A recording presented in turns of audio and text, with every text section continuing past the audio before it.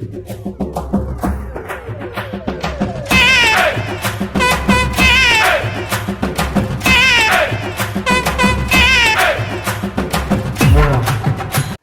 அருண் ஒரு சிறிய கிராமத்தில் பிறந்தவன். அவரது குடும்பம் மிகவும் எளியதாக இருந்தது. சிறுவயதிலிருந்தே அருணின் கனவு ஒரு பெரிய மருத்துவராக மாற வேண்டும் என்பதுதான்.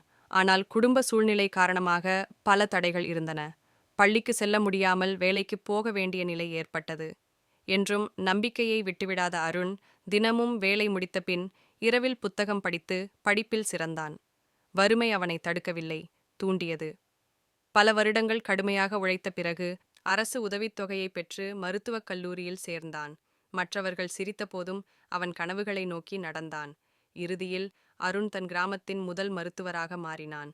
இன்று அவன் இலவச சிகிச்சை மூலம் பலரை குணப்படுத்துகிறான். கனவுகள் எவ்வளவு பெரியதானாலும் விடாமுயற்சியால் அவை நிச்சயம் நிறைவேறும்.